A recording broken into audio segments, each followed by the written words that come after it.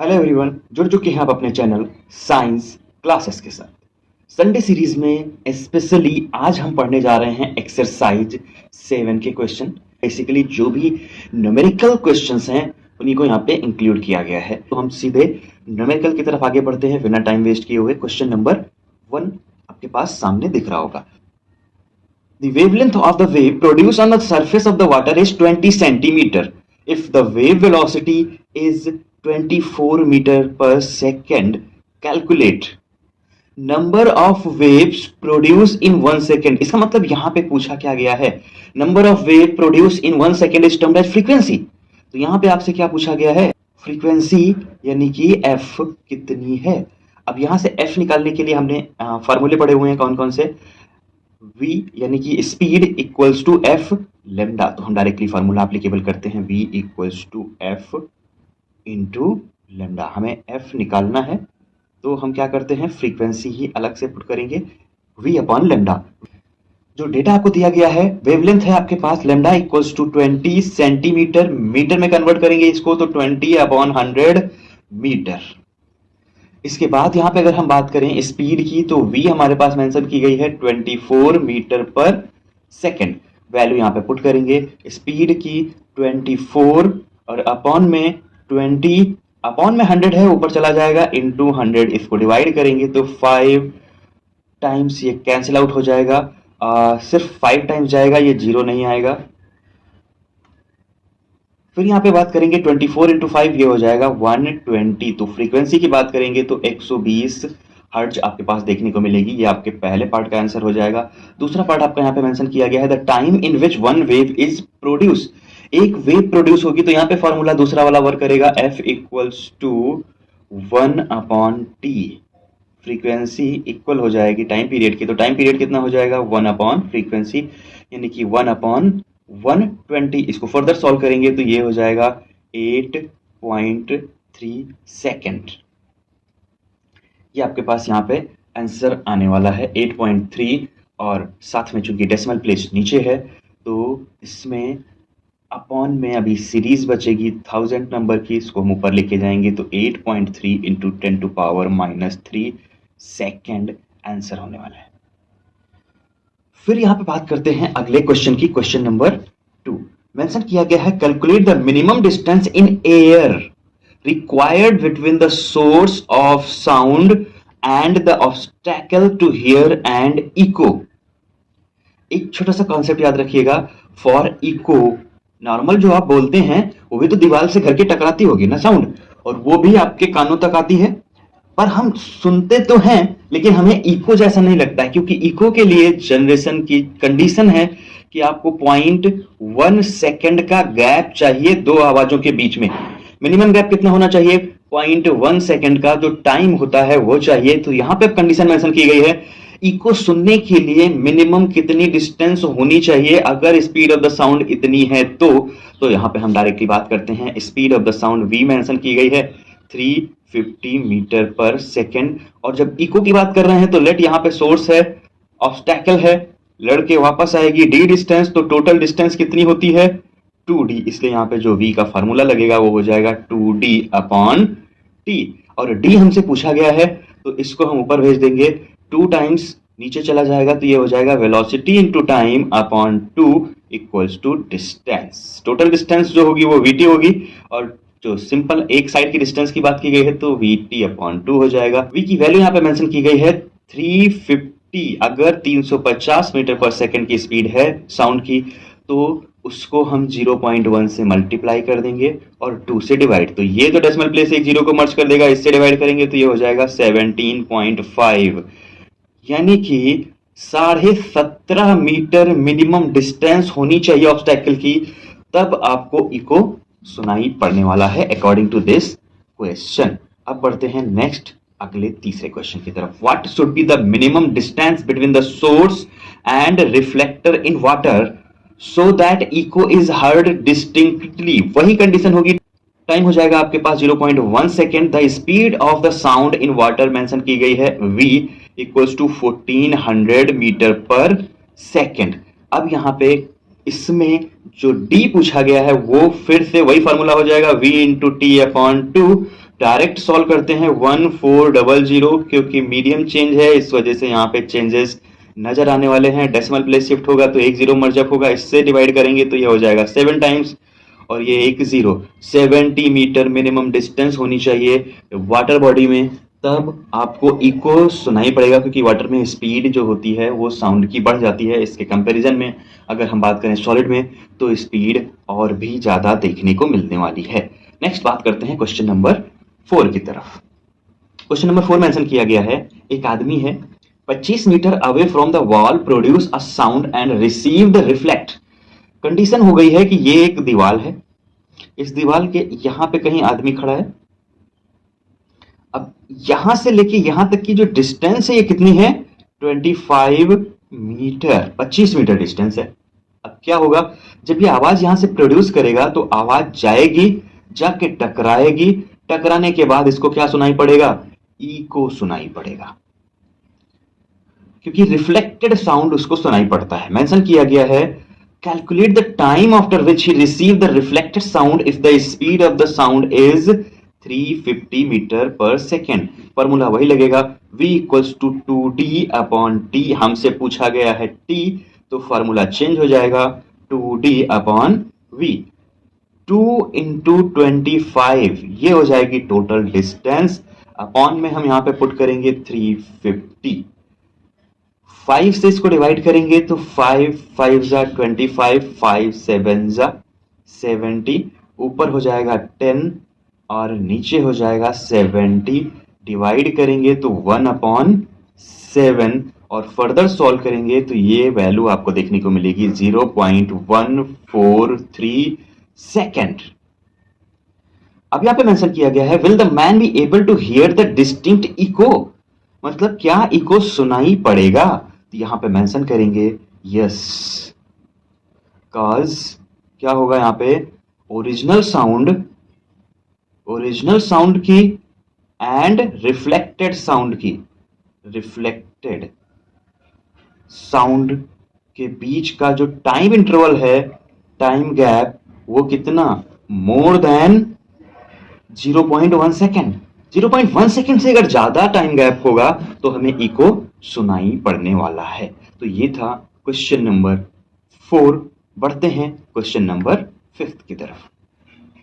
Mention किया गया है a radar sends a signal to an aeroplane at distance 300 kilometre away, that means d is 300 kilometre with a speed भी mention की गई है c, या इसी को हम v से रिप्रेजेंट करेंगे 3 इंटू 10 टू पावर 8 मीटर पर सेकेंड।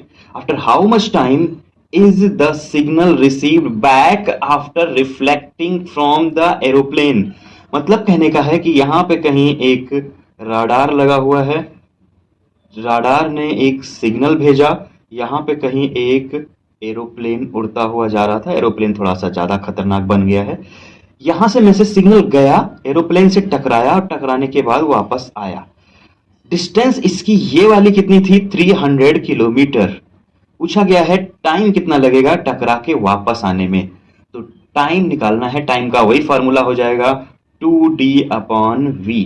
2d यहां पे जिक्र करेंगे तो 300 किलोमीटर, वैल्यू रखेंगे 2 इंटू 300 इंटू 1000।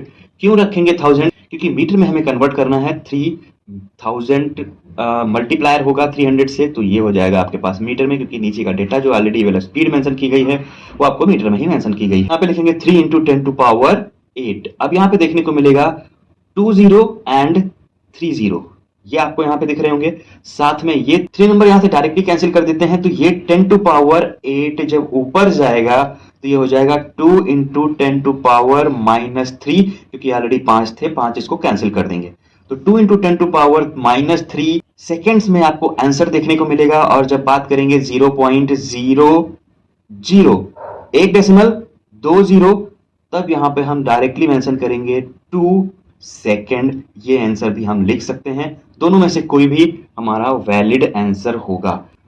ये था क्वेश्चन नंबर 5। बात करते हैं नेक्स्ट क्वेश्चन नंबर 6 की। A man standing 48 metre away from a wall एक दीवार है, दीवार से मैन ने गन फायर किया है, डिस्टेंस कितनी है 48 metre. Calculate the time after which an echo is heard, time पूछा गया है, टाइम का वही फार्मूला हो जाएगा 2d upon T. Given data जो स्पीड है वो 320 हो गई है और डिस्टेंस आपके पास यहाँ पे 48 मीटर मेंशन की गई है। वैल्यू पुट करेंगे तो 48 इंटू 2 अपॉन यहाँ पे v देखने को मिलेगा फॉर्मूले में। जब यहाँ पे हम इसको सॉल्व करेंगे तो हम 320 से डिवाइड करेंगे तो यहाँ पे देखने को मिलेगा, अगर 8 से कैंसिल आउट करते हैं तो 8 6 जा 48 और 8 4 जा 40। 2 से डिवाइड करेंगे तो ये 2 हो जाएगा, 20 रिमेनिंग, यानी कि ऊपर डिवीजन में अगर हम फर्दर लेके जाएंगे तो ये बचेगा 3 अपॉन 10। इसको फर्दर सॉल्व करेंगे, यहाँ पे सबसे पहले डेसिमल और उसके बाद ये 0.3, यानी कि आपके पास जो आंसर आएगा ये हो जाएगा 0.3 सेकेंड्स। इतने टाइम के बाद आपको इको सुनाई पड़ने वाला है। ये था आपका क्वेश्चन नंबर 6। अब 6 क्वेश्चन हो गए हैं, यानी कि 50% यहाँ पे क्वेश्चंस आपके कवर अप हो गए हैं। आगे बात करते हैं नेक्स्ट क्वेश्चन की। क्वेश्चन ये सारे के सारे 7A में इंक्लूड किए गए हैं, 7B में आपके न्यूमेरिकल सॉल्यूशन नहीं दिए गए हैं, सिर्फ कॉन्सेप्चुअल क्वेश्चन वहां पे मेंशन किए गए हैं। तो अगर उनके क्वेश्चंस में किसी तरह का आपको डाउट होता है तो भी आप नीचे कमेंट बॉक्स में या इंस्टाग्राम आईडी का लिंक हमारे डिस्क्रिप्शन बॉक्स में नीचे मेंशन किया गया है, आप डायरेक्ट हमसे जुड़ सकते हैं और उनसे संबंधित जो भी आपके डाउट है वो आप पूछ सकते हैं, अगर थ्योरेटिकल बेस पे कोई डाउट आते हैं। बाकी न्यूमेरिकल सॉल्यूशन तो हम ऑलरेडी प्रोवाइड करा रहे हैं। वीडियो को अगर कोई क्वेश्चन प्रॉब्लमेटिक कर रहा है तो वीडियो को रिपीट पैटर्न पे देख सकते हैं, दोबारा से क्लेरिफिकेशन ले सकते हैं। न्यूमेरिकल्स इतने आसान है इसके कि एक बार अगर आप ढंग से सॉल्व कर लेंगे तो किसी तरह की कोई आपको समस्या नहीं नजर आने वाली है। बात करते हैं अगले क्वेश्चन नंबर 7 की। A ship on the surface of the water send a signals and the receive it back. कहने का मतलब है कि ये है एक शिप जो वाटर के सरफेस पे फ्लोट कर रहा है।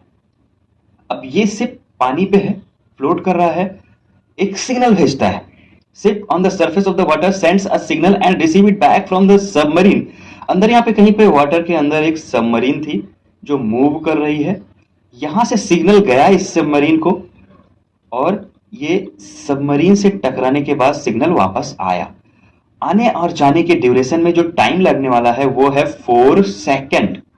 मेंशन किया गया है calculate the distance of the submarine. Submarine की क्या करनी है, डिस्टेंस निकालनी है फ्रॉम द शिप। डी हमसे पूछा गया है क्वेश्चन में और स्पीड मेंशन की गई है v इक्वल्स टू 1450 मीटर पर सेकेंड। तो हम फार्मूले पे सीधे फोकस करते हैं। फार्मूला हमारे पास क्या हो जाएगा 2d equals to v into T, क्योंकि टोटल डिस्टेंस इक्वल्स टू क्या हो जाएगा स्पीड इंटू टाइम। अब यहां से अगर हम d निकालें तो क्या हो जाएगा velocity into time upon 2। Velocity कितनी है 1450 और टाइम कितना है 4 सेकेंड अपॉन 2। इसको डिवाइड करेंगे तो ये 2 जा हो जाएगा, यानी कि ये फर्दर डिवीजन में हो जाएगा 10 2 5 जा 0 1 रिमेनिंग 2 5 जा एंड 1 9 एंड 2 90।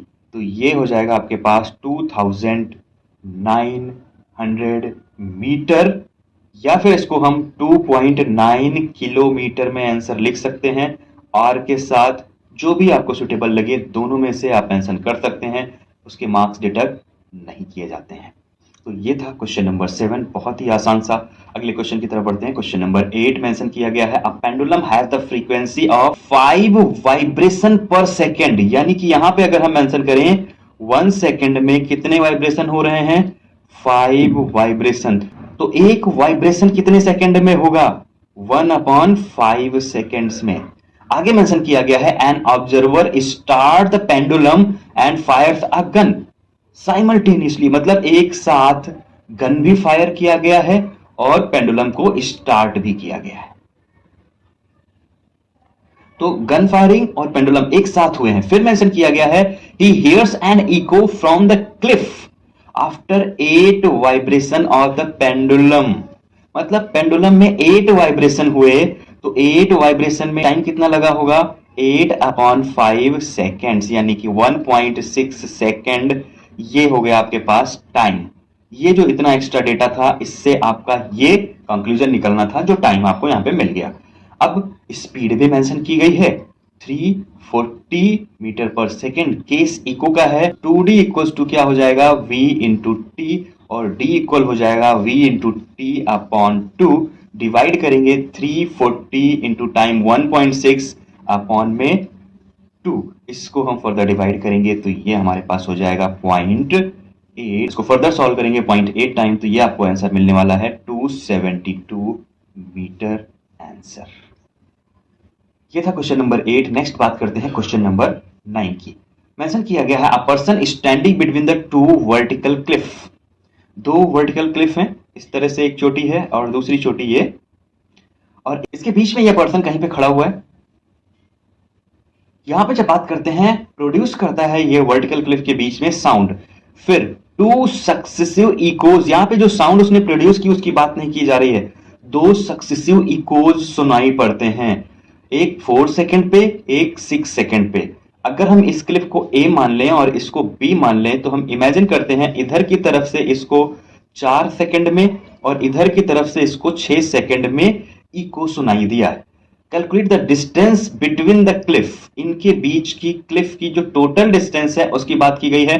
तो हम पहले मैन की ए से डिस्टेंस, इसको ओ पॉइंट मान लेते हैं, तो ओ से बी की डिस्टेंस निकाल लेते हैं और फिर दोनों को ऐड कर देते हैं।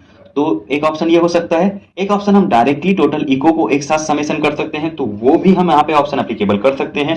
स्पीड ऑफ द साउंड यहाँ पे मेंशन की गई है, v इक्वल्स टू 320 मीटर पर सेकेंड। अगर हम बात करें फ्रॉम ए, उसने कितने 4 सेकंड में इको सुना है, तो t इक्वल्स टू कितना है 4 सेकंड। यहां से जो d का फॉर्मूला हो जाएगा वो क्या हो जाएगा, v into T upon 2 put करेंगे तो 320 इंटू 4 अपॉन 2 से इसको डिवाइड करेंगे ट्वाइस हो जाएगा, और 32 यानी कि ये हो जाएगा 64, 640 मीटर ए से डिस्टेंस आ जाएगी। फ्रॉम बी की अगर हम बात करें तो बी के टर्म्स में t इक्वल्स टू 6 सेंटीमीटर है, d इक्वल्स टू हो जाएगा यही formula v into T upon 2, divide करेंगे 320 इंटू 6 और 2 से ये डिवाइड हो जाएगा 3, और जब फर्दर इसको सॉल्व करेंगे तो ये हो जाएगा 960 मीटर। तो जो टोटल डिस्टेंस होगी, distance in between Cliff, Cliff के बीच में जो डिस्टेंस होगी वो कितनी होगी, 640 प्लस 960, तो ये हो जाएगा 100, और 9 एंड 6 15, तो ये टोटल डिस्टेंस होगी 1600 मीटर आंसर। क्वेश्चन बहुत ही आसान था, सिर्फ आपको डिस्टिंग्विश करना था कि एक्चुअल में पूछा क्या गया है। बात करते हैं क्वेश्चन नंबर 9 के बाद क्वेश्चन नंबर 10 की। ये क्वेश्चन दिखने में थोड़ा सा खतरनाक लग सकता है क्योंकि क्वेश्चन की जो लैंग्वेज है थोड़ा सा लेंदी है, लेकिन क्वेश्चन के आंसर बहुत ही आसान है। सीधे बात करते हैं क्वेश्चन पे। A person standing at a distance x in front of a cliff. मतलब एक चोटी है, ये क्लिफ है, क्लिफ पे एक पर्सन खड़ा है, ये यहां से एक गन फायर करता है। डिस्टेंस कितनी है यहां से यहां तक, x डिस्टेंस है। आगे मेंशन किया गया है ये पर्सन कौन है, a है। आगे मेंशन किया गया है another person B standing behind the person A at distance y from the Cliff. दूसरा पर्सन यहां पे खड़ा है क्लिफ में, पहले आदमी के पीछे, ये है B। इसकी क्लिफ से यहां तक की जो डिस्टेंस है वो कितनी है, y है। फिर आगे मेंशन किया गया है cliff hears 2 sounds fired shots after 2 seconds and 3 seconds. मतलब कहने का है कि ये ए से बी जो पर्सन है ये 2 साउंड सुनता है। एक तो जैसे गन फायर की गई, तो गन फायर करने के बाद यहां से लेके यहां तक 2 सेकंड में पहले इसको साउंड सुनाई पड़ता है। तो ए टू बी जो डिस्टेंस है वो कितनी हो जाएगी, y माइनस एक्स, और उसके बीच में उसने टाइम कितना लिया साउंड ने, 2 सेकेंड।